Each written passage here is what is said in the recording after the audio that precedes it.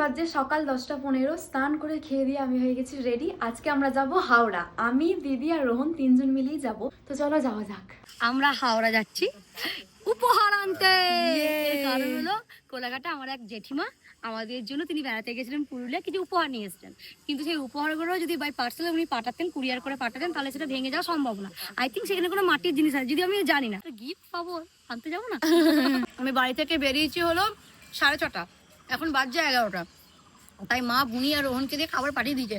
মা একেবারে ঘি আলু ভাতে ভাত পুরো মেকেই দিয়েছে। আমার মাদার ইন্ডিয়া জাস্ট অসম। যেখানে বসার জায়গাগুলো করা হচ্ছে স্টেশনে, সেখানে একটা গাছ নেই, রোদে পুরো ত্রিভুবন দেখে নেবো।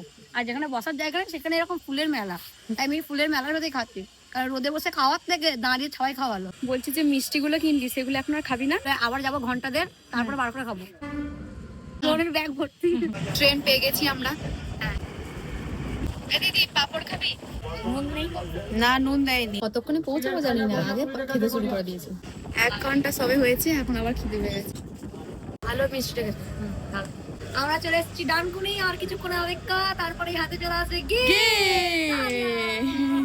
আর ট্রেনে এত আমি জায়গা পেয়েছি বাড়ি ভেবে নিয়েছি। পা হাত ছড়িয়ে বসেছে। চড়োই বসছিল, এখন নেমে গেছে। হ্যাঁ, তাই বলে হাত পা ছড়িয়ে আমরা চলে এসেছি অনেকক্ষণ, কিন্তু এখন চরকির মতো ঘুরে বেড়াচ্ছি। গোটা হাওড়াটা দেখে নিলাম। হ্যাঁ। এখানে বেলুন বিক্রি হচ্ছে কত বড় বড়, একটা কিনি।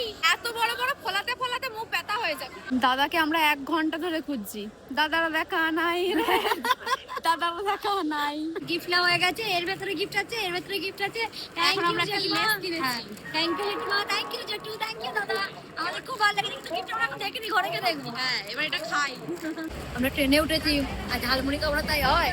যেখানে রোহন আছে, রোহন থাকলে ট্রেনে উঠে ঝালমুড়ি খাবো না হতেই পারে না। রোহন তো ঝালমুড়ি বিক্রি করে, ওর কাছ থেকে কিনে খেলাম।